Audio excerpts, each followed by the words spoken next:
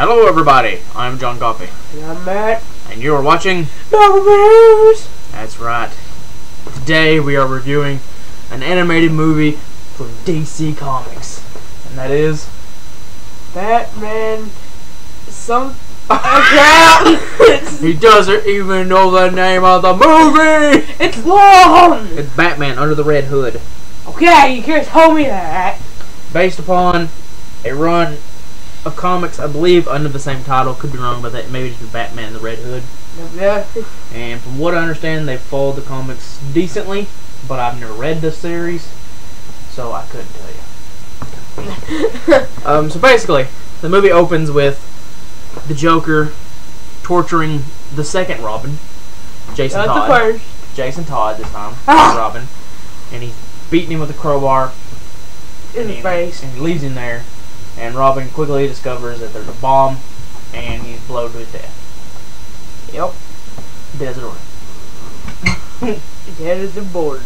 And fast forward so many years later, and we now discover that there's a new villain in town, who is going by the old Joker moniker, the Red Hood.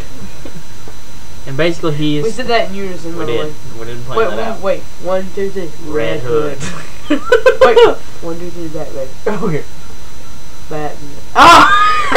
Hey, tell us again. 1, 2, 3. Batman. Okay. Wait, one more. No more. I gotta finish the plot of the movie. One more. Mega Man 2 is awesome. 1, 2, 3, Mega Man. I hate you. Alright, back to the plot of the movie. A new villain of sort is in town, like I said, going under the moniker of the Red Hood. And he's basically building his own crime empire and taking out everyone else. Main target is primarily the Black Mask. Which we have no idea, I don't think. Batman quickly finds out there's something familiar about the Red Hood, but we won't spoil what it is. You can find out yourself. And thus Batman begins to try to stop the Red Hood from doing what he's doing, basically. Cut off people's heads, put them in bags. Shooting people with AK-47s. Setting people on fire. Blowing the brains out with like a taser thing. Sniping people. All kinds Joker's of laughing. And that's basically the plot. So what did you think about Batman Under the Red Hood? It was good to see you. I'm John. No. Anyways, I'm John. What did you think about Batman Under the Red Hood? It was a pretty good movie. There was a couple parts where I was like, the animation's kind of funky. It's mainly like, you push pause on this one part. It's like, I wouldn't say the animation's funky. I would say there's some use of CG. Yeah, in the cars, it's like that one anime. It's like Initial D. Oh my god. The CG used for the vehicles is a little less than spectacular. But I'll tell you exactly what I like about this movie. It's pretty much a perfect representation of Batman.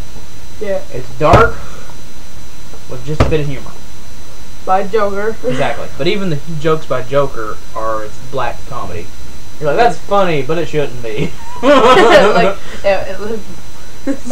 like where he's torturing Robin. You said you just lay there and be a good boy. Exactly. I mean, it's the perfect representation of what Batman is. I mean, it's dark and it's serious and it's fun. Yeah. You know, the action is my favorite part of the film. There's a lot of action parts. Like, I'm not going to say who's in that part, but I'm just gonna say there's one part where he does Bruce Wayne, like I'm checking your phone during the video. I'm not checking my phone. I'm pulling up this Batman Red Hood on IMDb so I can give the logistics of who did everything. Okay. I want to talk about the action while I do that.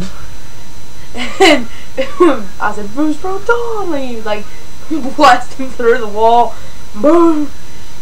So yeah, Batman is played by Bruce Greenwood. What do you think about him as Batman?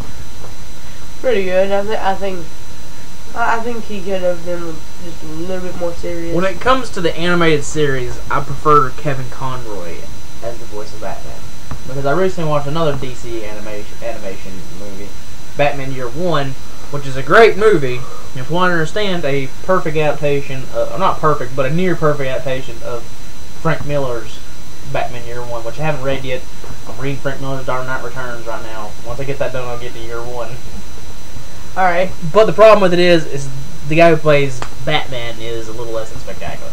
I don't think this guy he's isn't that serious about it. I don't think it's that as much. He just doesn't work that good. I much more prefer Kevin Conroy, who's the guy who did the animated series. Or crap, what's it? The guy who played Batman in the movie. Christian Bale. Yeah, I'm not a big Christian Bale. I mean, I think he's good in those movies as Bruce Wayne. I think he's an adequate Batman. But the is just what is it? He must have friends. That kind of thing just bugs me. But anyway, we're talking about Under the Red Hood. Then we have Jensen Ackles as the Red Hood, who I thought he did good. Yeah, pretty good. Now John DiMaggio, Jason DiMaggio, plays Joker. Now, what did you think about him as the Joker? He did pretty good. I had some problems with him as the Joker. His voice, just when I heard it, I don't think Joker. I thought he had the laugh down really well, and that's important with a Joker, is the laugh. But again, for me, the best Joker is Mark Hamill.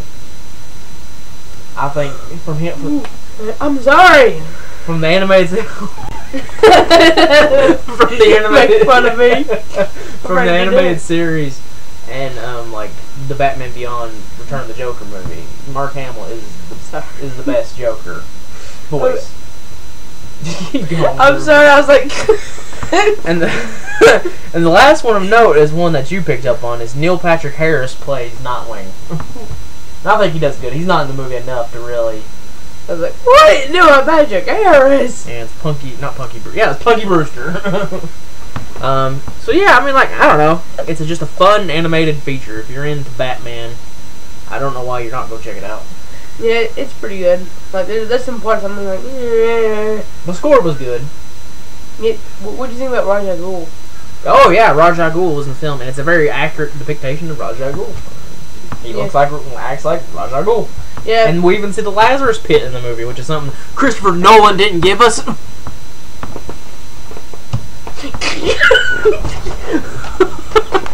I broke your neck twice. You only have one more life left. But that's not a knock on Christopher Nolan. I think his movies are good. I just like... This film does what Christopher Nolan wouldn't do. And I'm not saying this is better than The Dark Knight or The Dark Knight Rises or anything. It just... I'm not saying that. What I'm saying is... I know what you're saying. You wish he would stay true to the comic book. Not even that. It just... Nolan would not let an inch of comic book, like, character into the films other than the characters. Other than that, you have people in costumes fighting each other. Nolan's like, this must be realistic and beyond realistic, and would not let a little bit of fantasy into it. Yeah, like the Ra's al Ghul, the Lazarus Pit, you know. Instead, they made the Lazarus Pit where. Well, and yeah, you know, all that good stuff. We won't spoil it, but like Ra's al Ghul in Dark Knight Rises is immortal, but not in the way that the real Ra's al Ghul is immortal. You know, Ra's al goes to the Lazarus Pit, he comes out, he's young again. Yeah, no. That's not how it happens in The Dark Knight Rises. It's clever, but I would still like to see in the Lazarus Pit. Yeah, you're like this. No. That one's awesome. If I would, like, the way I rank the Batman films is like, Nolan is the man. Dark Knight, maybe the best comic movie of all time. Yeah, it's pretty good. And The Dark Knight Rises is good too, even though The Dark Knight Rises has some huge plot holes. We're not even talking about what we're scheduled. We're talking about Batman, man. I love Batman. He's my favorite. I won't even say, like, he's not even just my favorite comic book hero. When I read comics, my number one thing to read is Batman. Batman is awesome. I'm reading Dark Knight Returns. I'm reading The Death of the Family. I'm reading The Court of Owls. I want to pick up Year One. I want to pick up Death of the Family, the original. Oh, Death in the Family. I want to buy all. I love Batman. Batman's my favorite. And this is a good movie. Brings me back to being a kid and watching the animated series again, which is, in my opinion, the best comic book animated show of all time as well. I seem like I've been talking too much now. You talk a little bit. well, I'm just thinking what to say. What did you think about everything? Like, what do you think about the design of the characters? That's another good thing to talk about. Well, I've never got this. Like, it's been throughout the whole animated comic book thing. Why are the eyes always like that? Like, their eyes are always white. Well, like I said, I'm not so worried about why the eyes are white, because that can just be like a film over it. What I always thought was weird is their eyes. Yeah, Spider-Man's eyes is like that. But also in the Spider-Man animated series and in this, when they squint or something, the cowl does it too. Yeah, which is weird. Don't do that! I like the look of Batman. I prefer a red suit Nightwing. That's a little nerdy, you know. That's a little bit of nerdiness in me. I thought the Red Hood was cool. I like how they had the old Red Hood earlier on. Yeah, they showed that. Is that spoiler? No. Yeah, I like how it just looked like a big giant thing over his head. It was. I mean, it was like if you ever read Alan Moore's The Killing Joke, it's just a big globe over his head. Globe over his head. But the one character in the film that I have a problem with, the way he looks, and I think you could probably guess. Let me see. Batman? Oh, I thought I liked Batman. Joker. Oh, Joker. Yeah, his clothes. Not just his clothes, his face. He does it. Dark circle. Like, he looks out of place. Like, he doesn't match the rest of the animation in the movie. He looks different. Like, it looks like someone else drew him. You know what I mean? I'm trying to get what you mean now. It just looked weird. Like, maybe that's more so the problem I have with the Joker than maybe the voice. But the voice was part of it. I really wish they got Mark Hamill to play the Joker. I think anytime Joker is animated, Hamill needs to be the Joker. But that's just me, you know. Yeah.